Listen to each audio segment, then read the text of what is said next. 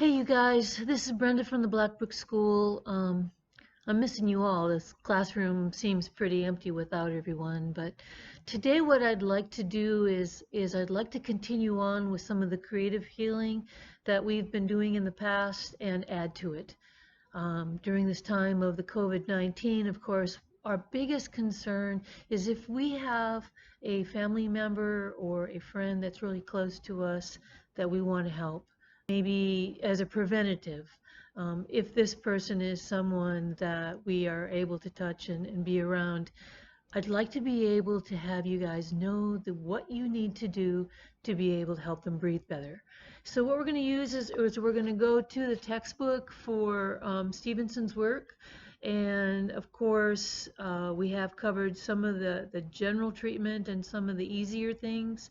This one's a bit more advanced. I wouldn't normally teach it in a regular 500-hour massage class. It would be reserved for the creative healing certification course, but the times are different. And so let's go ahead, and if you have the small book, the little pink book, or if you have the big text, it's going to be underneath the chapter for the chest, of course. So this particular treatment was originally designed for people with pneumonia, but what it does is it helps to bring the temperature down in the lung cavity, and it helps to help decongest the system. And if we can keep the system decongested, if we can help keep the system open, the body is going to have a lot better chance to be able to bring itself back to normalcy. It may help to relieve some of the discomfort. It's not going to get rid of the virus. We can't do that. But we can help the person to feel better, especially for those folks that maybe would be prone to getting the virus and having it be a major problem. We can use creative healing. We can use Mr. Stevenson's work to be able to prevent a larger problem if the person does get the virus. So what we're going to do is I've got our friend here. I've got Seymour. Since we're doing the social distancing thing and I can't really use one of you guys, I can't use a body, I'm going to use a skeleton. And it'll be great because I can show you bony landmarks if I have to. But let's go ahead and back to the text just a little bit. And I'm going to read just a brief little bit here from Stevenson's writings. Actually, this was written by John Hunt, one of Mr. Stevenson's first students. Reoccurring pneumonia cases, bronchitis, and other long-standing cases with chest congestion are characterized by weakness, sweating, and/or panting with the least exertion, a dry cough, and frequently accumulations of fluid under the sternum. In cases of lingering allergies due to congestion under the breastbone or the sternum, these symptoms often remain after a bad flu or cold and prevent full strength recovery. So if you know somebody who's gone through the process of having the virus, you can also use these particular treatments in order to help their body heal faster. And I think this information is just so important, it needs to get out there now. Okay, before we start, remember there are 4 main principles for creative healing, and we're going to be using a few of these. Now, the first one, especially for someone that has pneumonia, has some sort of an infection in the lungs, is you want to bring the body to normal temperature. So that's one of the foundation principles, bring the body to normal temperature. Then remember what we're going to also use is the second principle, which is to break up congestion. And then a third is to create a vacuum. So you're going to break up congestion, then you're going to create a vacuum to move the congestion to somewhere else. And generally what you're doing is you're taking the congestion and you're moving it toward a place where there's a lot of lymph nodes so that the body can take the congestion and flush it through the lymphatic system. And so then it'll go back into the circulatory system eventually. But we're going to use bring the body to normal temperature, create a vacuum, and break up congestion. So how we're going to do that with the lung treatment is it's going to be, I kind of call it like um, the Jack in a Box type treatment, because first you have your person sitting up, and then you have your person lying down.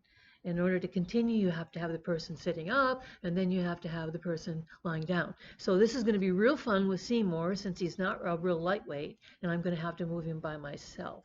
But I will spare you that, and I'll just cut the video and then replace him. So what we're going to do is we're going to show you how you bring the body to normal temperature. If the body has higher temperature, you can use the energy center on the palm of your hand to remove it. Now, they call this working above the body. And a lot of the different Eastern traditions will use this. A lot of the Native Americans will use this particular type of movement. And what you're doing is you're trying to think of this energy center as being a cooling device to take the temperature and make it cooler. You're taking the heat away from the body. So if a person has a lot of heat, say if they're having a fever, you can remove it like this. Your body has to be at a normal temperature. You can't remove heat if you have heat in your body. Just doesn't happen. So, but what we're going to do for this person that has lung congestion, that has a little bit of a higher temperature, and that is one of the symptoms for the COVID-19 is having a higher temperature. So how you're going to do that, and let me move this just a little bit, how you're going to do that is just like I did a moment ago. And I'm going to have to change this just a little bit. And so we're going to, you're going to have your person sitting in front of you. Seymour doesn't sit down, so that's not a possibility. But what you're going to do is you're just going to have your hands over top of the body, and you're going to just think of this as being cold. Think of it as being taking the heat out, kind of like sucking it out like a vacuum. So you're going to take the heat out of the body, and it's really trippy. And I'll show you on a video that I did with one of our models for creative healing a while back. And she got goosebumps when I was doing this. I wasn't touching her. I was this far away. But you'll be able to see her react because it does feel cooler. You'll just have to try and find out. That'd be a good place to put little flames like erupting from her back. And I like it. All right, so then this is going to be the ice cubes. She's getting goosebumps. Okay. All right, well, it works. I'll warm you up again in a second. Now, the first thing that you're going to do, though, before you do this, is you're going to put some olive oil in your hands. Olive oil is crucial to creative healing. It acts like an invisible glove in a way. It does have antibacterial and antiviral properties when you're touching the person, but it also helps to create more of a result of taking the heat away too. So you want to put some olive oil on your hands. Okay, so this, I'm removing heat from Seymour, and he's starting to shiver. You may notice that. He's starting to shiver just a little bit as we're taking the heat away. So that's the first part. The next part then is you're going to just check your client a little bit to see if the temperature is a little bit better, and he's still a little bit warm. He's cooled off a teeny bit, but he's still a little bit warm. So now I'm going to use on the body, it's a real light movement. I'm not creating friction, but I'm touching the body just a little bit in order to take some of this heat away. So as you can see, his t-shirt is moving just a little bit. I'm not pressing him real hard. You can see it's not a heavy touch. It's just a poor guy. So it's just a light touch. And we're taking the heat away, and you want to make sure that you cover the whole rib cage area. Now we're going to get to the front in a little bit, as I said. If you're working on a person, you're going to do this for a few minutes. And I'll actually just check the text real quickly in a moment and let you know how many minutes to do each. I'll just kind of put that in the back.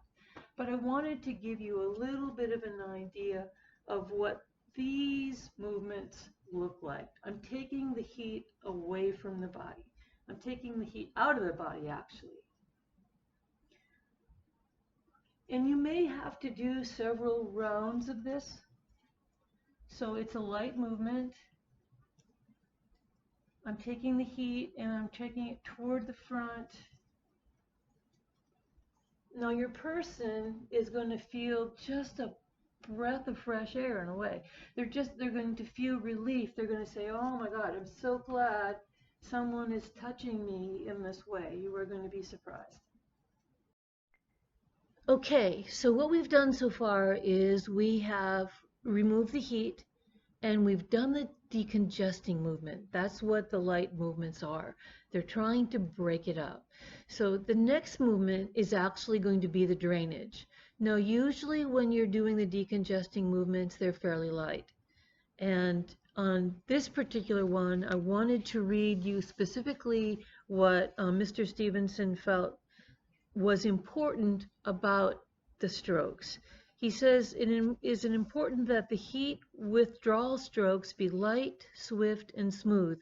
Contact with the body must be made and broken softly, smoothly, and without abruptness, slapping, or thudding. Do not shorten the individual strokes to make them swift. Each stroke must be carried to its full length. Also, as the hand breaks contact with the body at the end of the stroke, do not lift it far off the body, but move it to its next starting position by the simplest and fastest route possible. Now, I've been doing these particular movements for a long time, so I don't even think about the small little bits.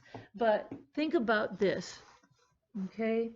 So think about just doing small little movements. This is not what you should be doing.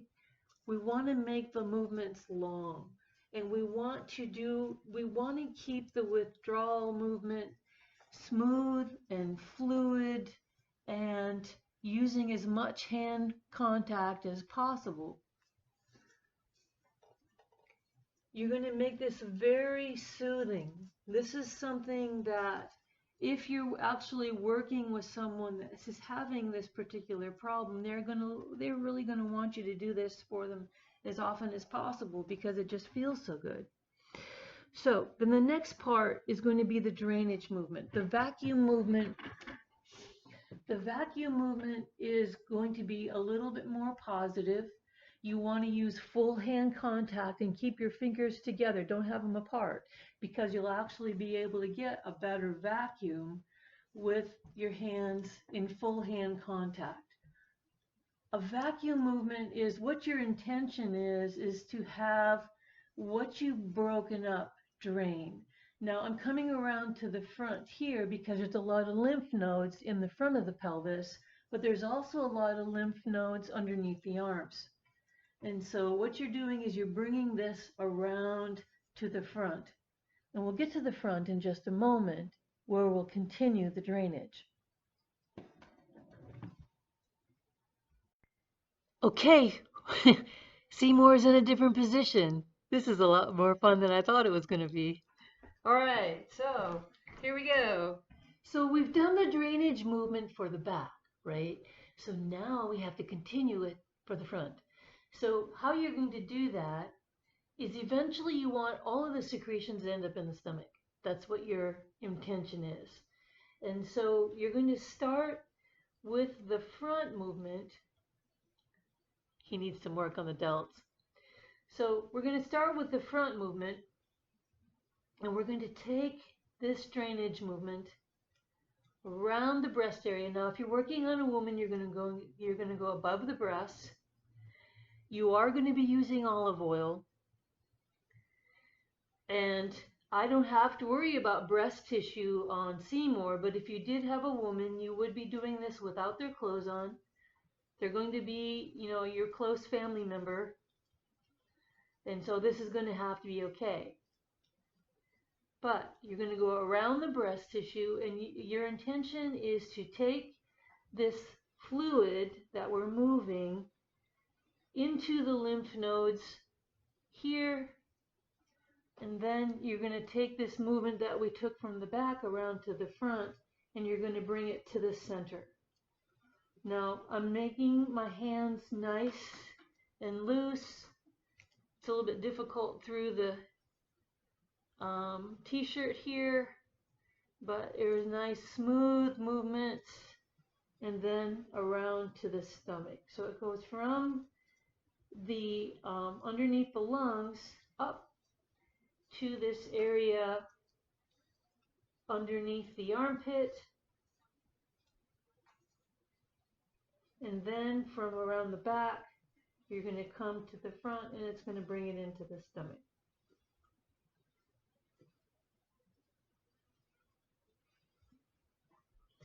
And then you're going to reach around the back and do a drain, the drain,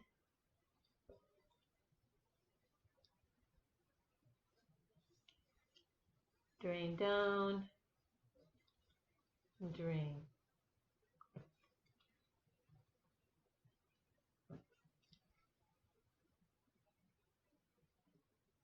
You're also feeling for hot spots. If they have a place that's still warm, you're going to continue your light movements through that.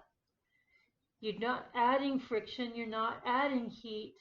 Your intention is to still bring the body to normal temperature. We're going to get it underneath this arm and around the waist.